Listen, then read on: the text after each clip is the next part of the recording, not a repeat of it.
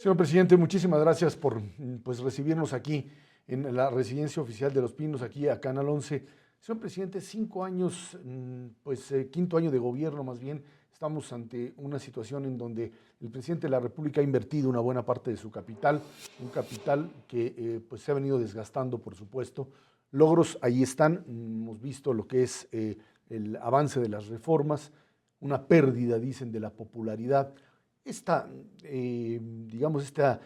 resumen que podríamos hacer entre lo que usted ha invertido en su propio capital político y personal frente a lo que ha logrado, ¿cuál sería el saldo que ve usted? Mira, Ezra, bueno, vamos a entrar al quinto año de gobierno, estamos por concluir el cuarto año de la gestión de este gobierno y yo me siento francamente con enorme orgullo por lo que México ha logrado hacer en estos primeros 4 años de esta administración, que retoman yo creo que mucho de lo que se ha construido antes, hay que decir, yo creo que el México que hoy tenemos sin duda es otro en los últimos 25 años, un país que está en un camino de lograr mayor desarrollo, en el que está avanzando en términos de infraestructura, un país que francamente a partir de las reformas estructurales, y perdóname que la subraye nuevamente, porque este tema, esta gran agenda de reformas que se han logrado hacer en esta administración con la participación de las principales fuerzas políticas del país, sin duda le van a dar a México un horizonte y un futuro de más desarrollo, de mayor crecimiento, de más empleos para las nuevas generaciones, de empleos además mejor pagados, y además México va a tener mecanismos para lograr mayor desarrollo. Esto no solo lo dice el presidente, Ezra, lo dicen quienes conocen a México, quienes están observando a México y quienes están decidiendo y han decidido ya apostarle e invertir en México. Hemos recibido una inversión extranjera, que es la que es medible, inédita, 120,000 millones de dólares al mes de junio. Veremos cómo cerramos el año, que yo creo que sea arriba de los 130,000 millones de dólares en inversiones ya muy materializadas y que están generando empleos.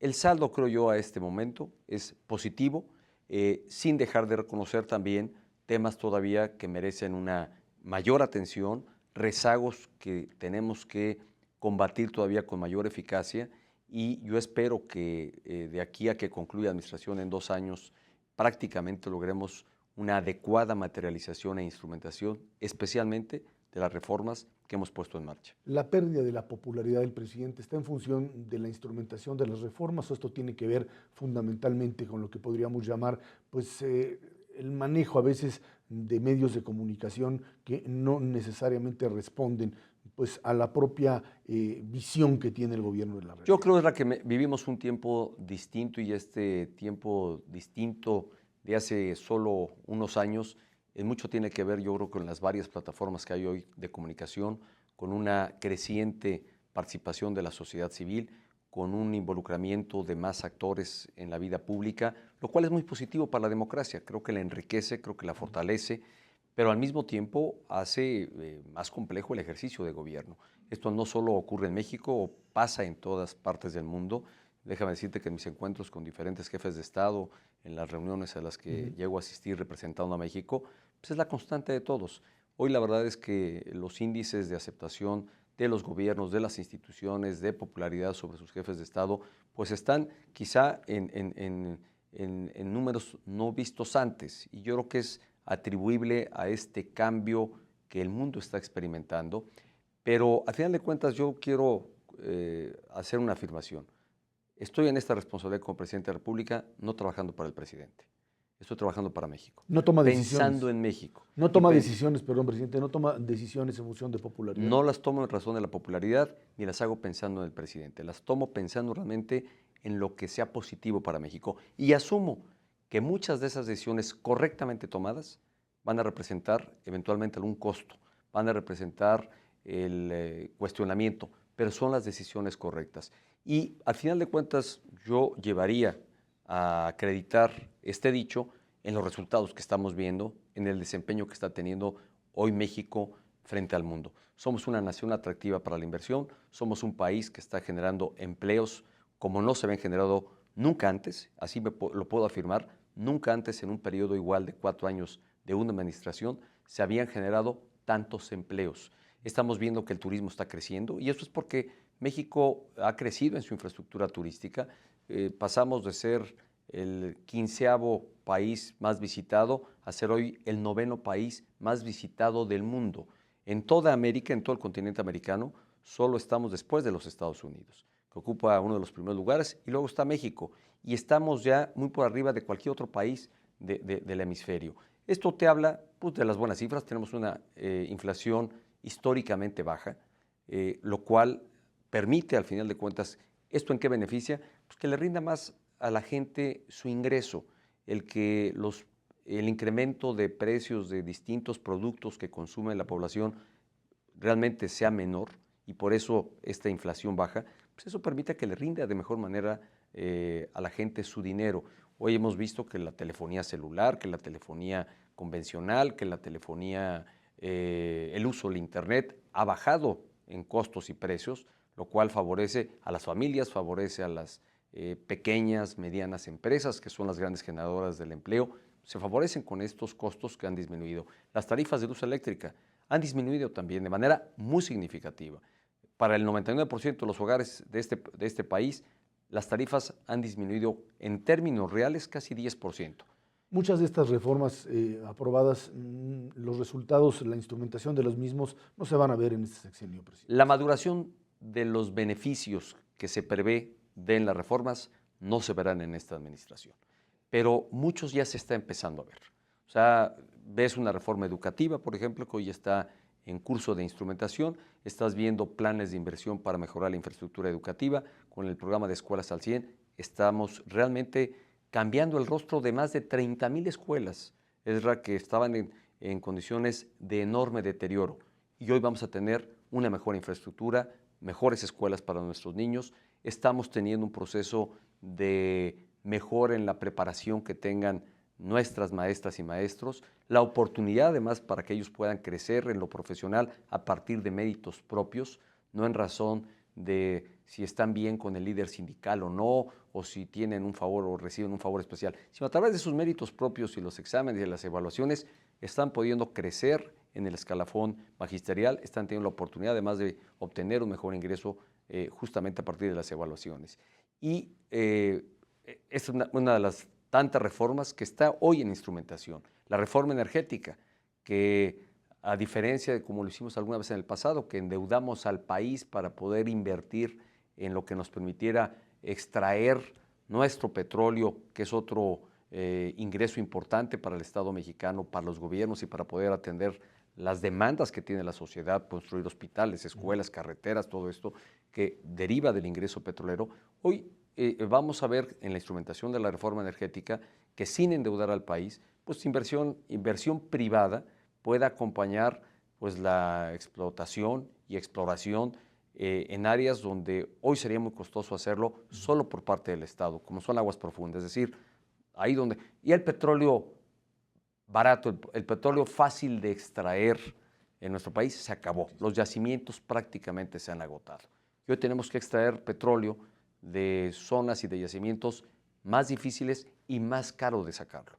Y lo que hemos hecho con la reforma energética es no endeudar al país y sí apostar a que la inversión privada acompañe este esfuerzo de la empresa Pemex y esfuerzos propios del sector privado para extraer el petróleo. Presidente, este escenario positivo que usted plantea a veces se estrella contra una realidad en donde hay un elemento, pues usted lo ha llamado cultural en muchas ocasiones, y que termina por ahuyentar, por supuesto, capitales, pero también que representa para una sociedad pues uno de los males mayores, y es el tema de la corrupción. La corrupción a niveles de lo cotidiano, a niveles de lo más grande, y que pues termina generando esta idea de que las cosas no cambian en el país, porque finalmente la corrupción es aquello que está para quedarse, que forma parte de una realidad nacional y en donde pues el gobierno sigue siendo parte. Mira, Isra, yo he señalado que es un mal que ha acompañado el desarrollo del país, es un mal que no tampoco es privativo de México, está en muchas partes del mundo y yo creo que sí ha habido cambios importantes en México. A ver, hay que decir que yo creo que puesto los cimientos para que podamos realmente desterrar la corrupción en mucho de la vida cotidiana que vive la sociedad mexicana. cómo lo estamos haciendo, y esto no significa que por solo tener este nuevo marco legal la corrupción desaparezca. Esto me parece que seguirá todo un proceso, pero hoy tienes un Sistema Nacional de Transparencia. ¿En qué consiste? En que varios sujetos de los tres poderes del Estado, que anteriormente no era así, hoy el Poder Ejecutivo, el Legislativo y el Judicial, antes solo lo era el Ejecutivo, hoy todos los poderes, los partidos políticos, los sindicatos, toda entidad que reciba recursos públicos está obligada a ser transparente. Y es todo un sistema que opera en todo el país. Esto creo que va en favor precisamente de combatir la corrupción. Y por otro lado, estamos instrumentando también como una gran reforma estructural el Sistema Nacional Anticorrupción. ¿Cuáles son los elementos centrales del Sistema Nacional Anticorrupción? Prevenir la corrupción, un sistema que realmente inhiba cómo cerramos espacios donde pueden darse hechos de corrupción dentro del sector público y además incluso aplicando sanciones para aquellos privados que sean quienes fomenten la corrupción. Y por otro lado también las sanciones correspondientes y el castigo pertinente que deba de ocurrir cuando alguien realmente viole e incurre y se pruebe que incurre en actos de corrupción. Esto se está instrumentando, Ezra. Yo creo que es parte de un proceso gradual que, como todas las otras reformas, los beneficios no son de un día para otro. Igual en este combate real y efectivo que queremos hacer contra la corrupción y de desterrarla como si fuera parte de nuestra vida cotidiana, como si ya lo viéramos como algo normal. Hoy creo que la sociedad y sobre todo las nuevas generaciones sí demandan y sienten y resienten cuando hay actos de corrupción.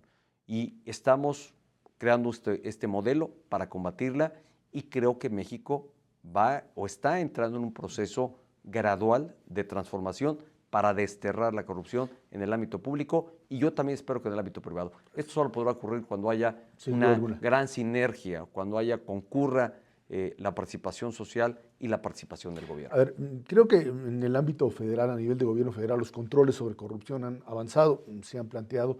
Sin embargo, está ahí latente el tema de la autonomía, dicen, de los gobernadores. Gobernadores que en la transición democrática mexicana fueron dejados pues prácticamente libres. Usted fue gobernador del Estado de México y cada uno de ellos tuvo la posibilidad o de apostar por su estado y convertirlo en un modelo de crecimiento, de desarrollo, o incluso en otras ocasiones saquearlo o simplemente por omisión o por comisión hacer destrozos. Y hoy vemos realidades que ahí están patentes en muchos estados. Independientemente del signo partidario, los casos están ahí pues muy claros. Estados como Veracruz, el caso Sonora, el caso Quintana Roo, el caso Nuevo León. Gobernadores que terminan haciendo lo que quieren con un presupuesto dado finalmente por la federación. Esa es una parte fundamental en donde la pregunta aquí es, ¿el gobierno federal está para tolerar esto? Mira, el gobierno federal está para aplicar la ley y ser respetuoso de la ley. Yo creo que he señalado que cada actor político, cada funcionario es responsable de sus propios actos y tendrá que enfrentar los señalamientos y cuestionamientos que se den al ejercicio de su responsabilidad en términos de ley. Yo sí he marcado distingos porque me parece que estos señalamientos sobre corrupción tampoco pueden ser solo por razón de revanchismo político, ni solo por una bandera de ataque o una forma de combatir a un gobierno en turno. Me parece que tiene que tener mayor sustento, mayor solidez. Hoy hay prácticamente 2 casos de exgobernadores muy señalados, además con elementos en donde la Procuraduría ha iniciado ya investigaciones y está obviamente actuando en términos de ley.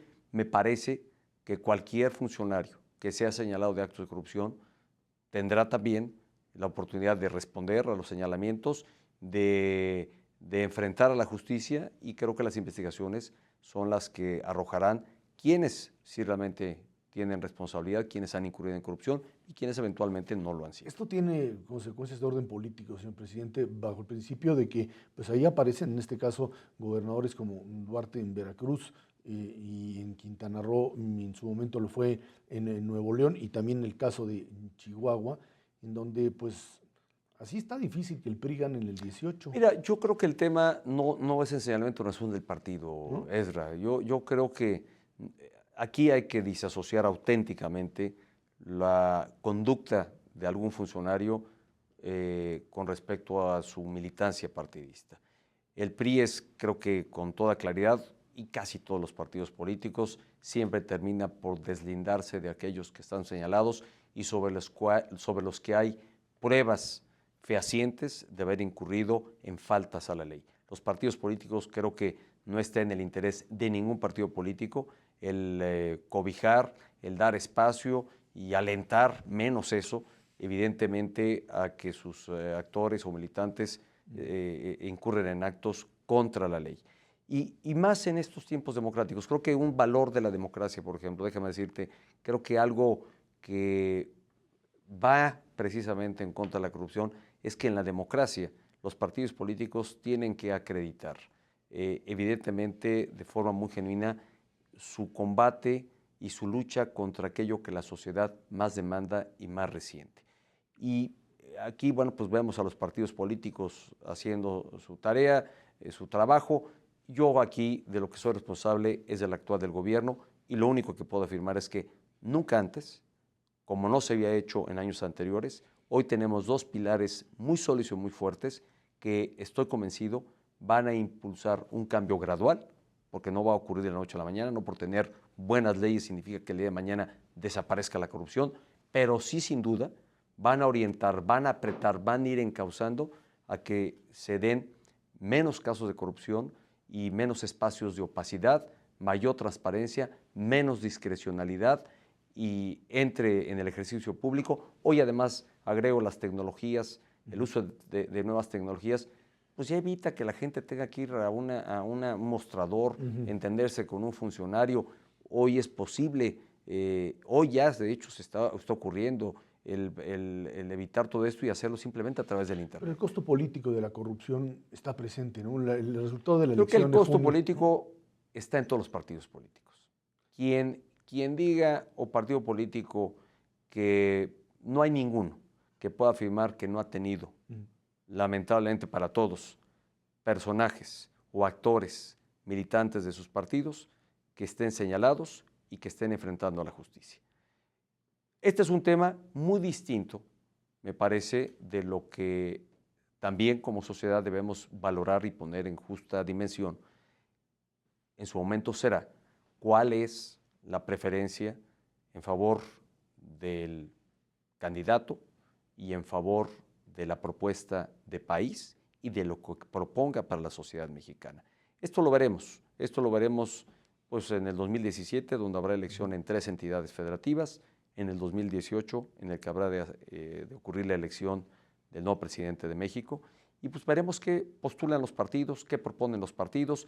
Yo apelo a que realmente aquí la sociedad, al final de cuentas, ponga en justa ponderación, en análisis, a la hora de ejercer su voto, cuál es la persona y el proyecto de nación que más acompañan, con el que más simpatizan, pero eso habrá de ocurrir los siguientes 2 años. Ahorita regresamos al tema del 2018, pero otro de los elementos que está presente en esta discusión sobre el futuro del país está en el tema de la seguridad. En el 2012, cuando usted asume la presidencia de la República, se dice hay que cambiar la estrategia de seguridad porque la asumida por la administración anterior del presidente Calderón enfrentaba o generaba un choque con el crimen organizado que no funcionaba.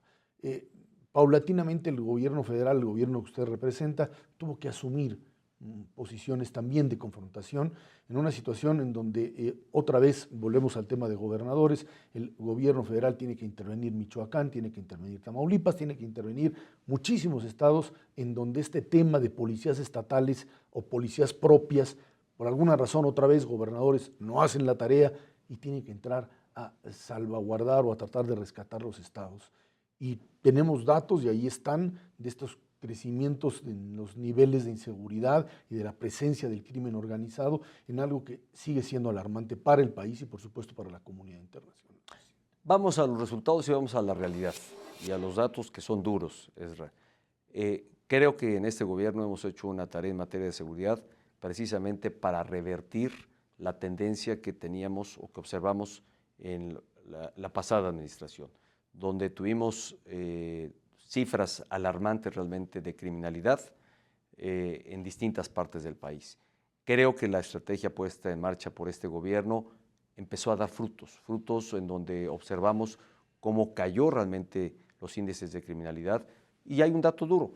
En el 2012, la incidencia delictiva, la tasa de homicidios por cada 100,000 habitantes, y doy este indicador porque me parece que es el que siempre es el gran termómetro que mide las condiciones de seguridad de cualquier parte del mundo. ¿Cuántos homicidios se cometen por cada 100,000 habitantes? Y era casi de 23 homicidios por 100,000 habitantes. Hoy estamos en 16 homicidios por 100,000 habitantes. Hemos disminuido, creo que la estrategia ha dado frutos. Es un tema central, es un tema de la mayor prioridad. Hemos observado a lo largo de estos 4 años una tendencia decreciente en los índices de criminalidad. Debo reconocer que en este primer semestre del 2016 sí tuvimos un repunte en algunas partes de la República, en los índices de inseguridad. Esto nos llevó a replantear la estrategia y focalizar una muy particular, sobre todo a los 50 municipios que concentraban el 42% de la criminalidad que estaba ocurriendo en el país. Y estamos queriendo nuevamente revertir esta tendencia que, te repito, en este semestre, el primer semestre del 2016, sí volvió a repuntar. Estamos enfrentando, me parece también, un fenómeno que dada nuestra ubicación geográfica, nuestra condición muy particular, pues grupos del crimen organizado que también se han fortalecido, que trafican con armas, que trafican con dinero ilegal. Es uno de los temas que hemos planteado en la agenda compartida con los Estados Unidos, y que eso también nos debe o nos ha llevado a fortalecer las capacidades que tienen nuestras corporaciones policíacas, que tienen nuestras Fuerzas Armadas, que acompañan este esfuerzo del gobierno federal para hacerle frente al crimen organizado. Y la otra gran tarea pendiente es en los estados. Hay estados que han acometido de mejor manera el reto de combatir la inseguridad, hay estados que han sido bastante más pasivos. Y yo aquí lo que he hecho un llamado y lo que he demandado de los gobiernos locales es que asuman su responsabilidad. No pueden esperar que el gobierno federal sustituya lo que está en su responsabilidad.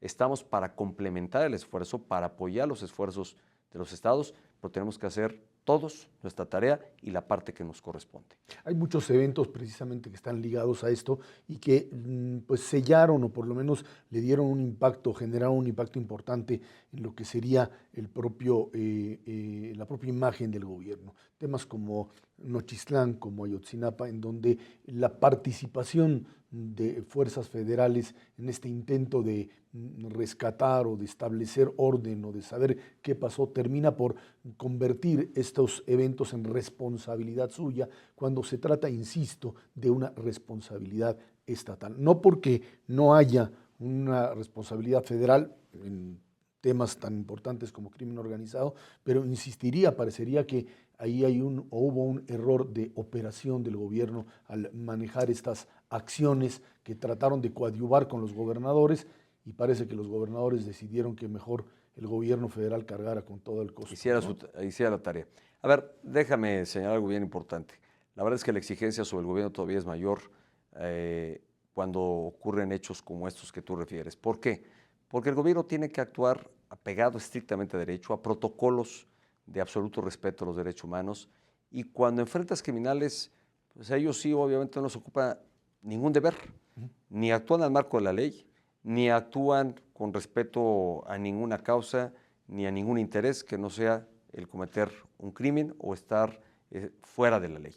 Y hay episodios, hay hechos que han ocurrido en donde a final de cuentas las áreas de investigación, particularmente la Procuraduría, será la responsable de hacer las averiguaciones correspondientes, las debidas investigaciones, deslindar responsabilidades, y si eventualmente hay excesos cometidos por algunos miembros de alguna de las corporaciones que forman parte de las fuerzas del orden en el ámbito federal, pues obviamente serán sometidos al peso de la justicia, pero por igual habrá de ocurrir con aquellas otras personas o con aquellos otros involucrados en hechos que lamentablemente han deparado en enfrentamientos, en muerte, y que es la justicia la que debe ocuparse de las debidas averiguaciones. Bueno, ahí está. El tema de política exterior, por supuesto, estaría ligado fundamentalmente a lo que sucede en los Estados Unidos. Son nuestros socios comerciales, nuestro principal centro, digamos, tanto estratégico en términos de lo político, y a partir de esto, pues se ha dado una relación, por supuesto, muy estrecha, pero también con diferencias importantes. El affair Trump, el tema Trump que de una o de otra forma terminó por generar un diferendo, una situación complicada, el tema de la elección en los Estados Unidos, ¿hasta dónde está este tipo de relación con la Unión Americana en las actuales circunstancias? Es para el gobierno mexicano hoy algo que tendría que, de aquí al fin de esta administración, recomponerse en función de lo sucedido. Es muy importante. A ver, la relación con los Estados Unidos no solo está en el ámbito económico, que es especialmente relevante. Además, es nuestro principal socio económico, lo somos también para los Estados Unidos, somos socios estratégicos en la parte económica, somos socios estratégicos en la parte de seguridad de esta región de Norteamérica, somos socios en las políticas que seguimos ante flujos migratorios. Es decir, la agenda que tenemos con el gobierno norteamericano es amplia y es extensa. Y creo que ocupará al gobierno de la República trabajar con quien resulte electa o electo presidente de los Estados Unidos. Yo claramente señalé que el gobierno no habría de involucrarse. Lamentablemente parecimos de repente en algún momento estar muy involucrados al haber aceptado el encuentro aquí en México con uno de los candidatos, pero hay que recordar el contexto en el que se dio. No quiero abundar porque en su momento creo haber dado la explicación de por qué resolví sí sostener este encuentro con quien sin duda tenía un posicionamiento de afrenta genuina contra México y de señalamientos que no tenían ningún soporte y estaban fuera de todo contexto de lo que realmente es la realidad entre México y los Estados Unidos. Y eso me apuraba en razón de defender los intereses de México, el sostener un encuentro con ambos candidatos. Fue polémico porque al final de cuentas a una respuesta muy inmediata de ser sí y además de venir a México, me enfrenté al dilema de sí o no cuando yo había hecho la propuesta. Y dije sí, porque al final de cuentas se trata de velar por el interés de México, aunque pudiera resultar muy polémica o como resultó de hecho a la postre tal encuentro. Si pudimos haber hecho de mejor manera las cosas, tal vez sí, también hay que reconocerlo. Yo creo que este interés genuino por propiciar un encuentro para cuidar los intereses de México, creo que se pudo haber hecho de una mejor manera. Pero resultó en lo que ya todos sabemos. Hoy me ocupará, te repito, seguir siendo absolutamente respetuoso de este proceso y trabajar con quien resulte electa o electo presidente para cuidar los intereses de los mexicanos, para velar por los intereses de México y construir una agenda de respeto mutuo con el gobierno norteamericano. El affair Trump terminó con lo que sería, pues por lo pronto, la carrera política de una de las personas más cercanas a usted, señor presidente, de Luis Videgaray. ¿Cómo le afectó esto? Bueno, a ver, yo creo que esto, como es en el ejercicio de la tarea pública, hay decisiones, hay ejercicios que a final de cuentas implican desgaste. Fue el caso con quien era mi secretario de Hacienda, pero yo no por ello significa sea el término de una carrera política. Yo no sé qué quiera él hacer en lo personal, pero sí evidentemente esto devino en un gran desgaste para él en el ejercicio de la responsabilidad que tenía confiada como secretario de Hacienda y de ahí la decisión de haber aceptado lo que él me presentó, asumiendo y entendiendo muy bien este contexto, la renuncia al cargo. Ahora, cuando se habla precisamente del 2017-2018, elecciones importantes, elecciones fundamentalmente el año entrante, el Estado de México, el tema de la elección en esta entidad y el 18, ¿qué es lo que el presidente de la República tiene que hacer frente a estas elecciones? Mira, yo veo, primero, de cara a la elección, las elecciones que vienen, pues veo una gran vitalidad de nuestra democracia. Veo una democracia fuerte, una democracia muy consolidada, que ha alentado la participación de las distintas fuerzas políticas y también ha alentado la participación de aquellos que no tienen militancia en algún partido político y que pueden optar por la vía de ser candidatos independientes, lo que anteriormente no se podía hacer.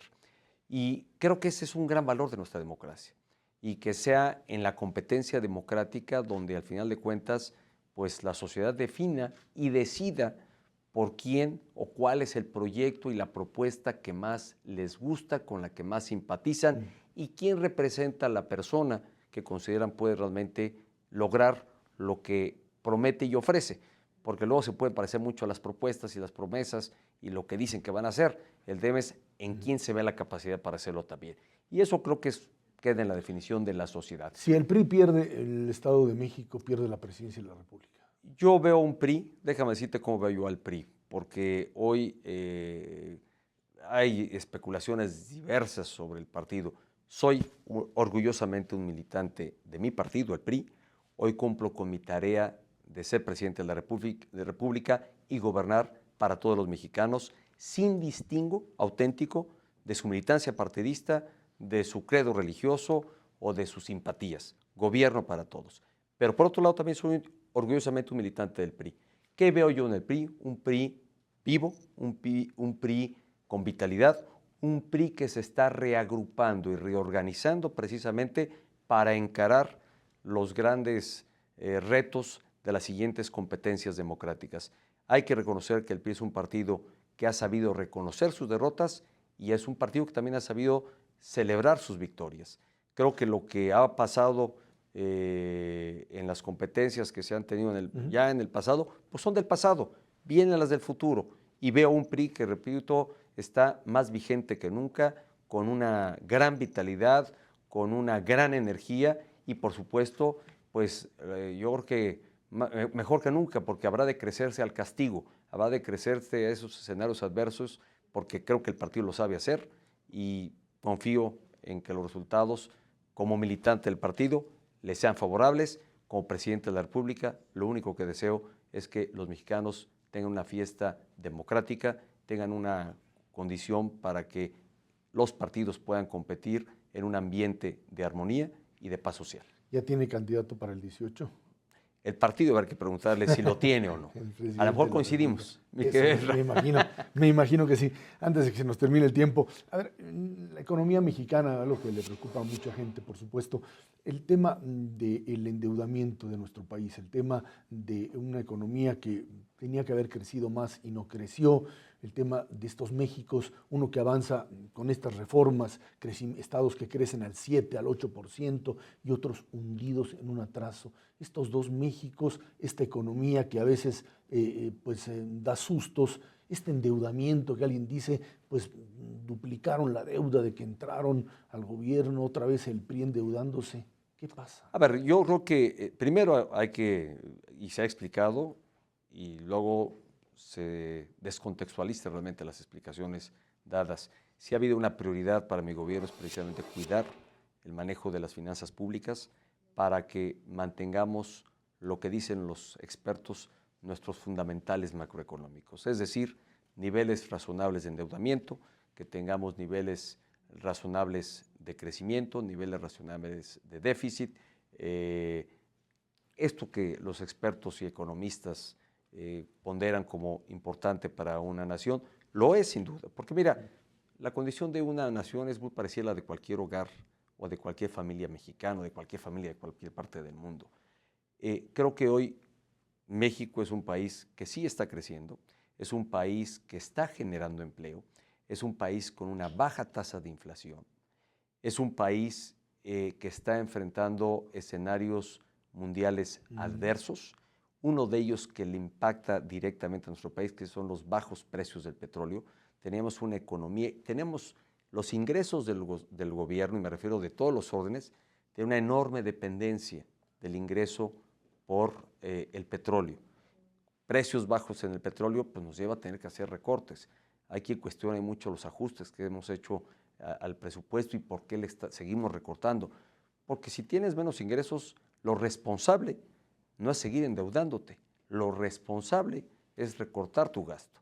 Eso ocurriría en una familia, cuando pues, a lo mejor alguien deja de tener un empleo o le bajan los ingresos por la razón que sea, pues tienes dos opciones, o le sigues cargando a la tarjeta de crédito, la sigues girando sobre la tarjeta de crédito para mantener un nivel de vida, o de plano el responsable y padre de familia dice, a ver señores, ajustemos el cinturón y en lugar de salir una vez o ir a comer cada fin de semana, pues hoy saldremos nada más 2, y hay que ajustarse, porque no podemos girar sobre el crédito.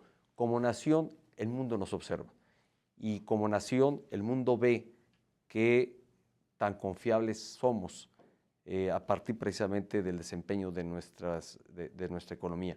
Por eso hoy hemos hecho un ajuste en el gasto, estamos recortando por querer ser responsables y de cuidar que nuestra economía se mantenga estable. Esto en beneficio de quién va, de las familias mexicanas. Cuando hemos enfrentado escenarios críticos y de crisis, pues los más lastimados y los más golpeados no son los gobiernos, es la economía de las familias mexicanas. El México atrasado, el México que se queda ahí, Chiapas, Guerrero, Oaxaca. Creo que algo importante que va a alentar y motivar entre las varias políticas públicas que estamos siguiendo, además de estar desarrollando infraestructura, hoy estamos llevando por primera vez gas natural, que es un insumo. Queremos que haya industria en Chiapas, en Oaxaca, y no hay gas natural.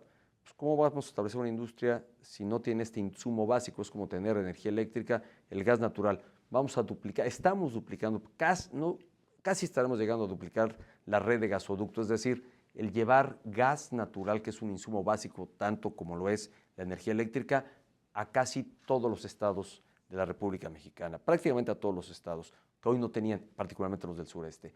Segundo elemento, las zonas económicas especiales, que es auténticamente generar incentivos fiscales, prácticamente no cobrar impuestos a quienes decidan invertir.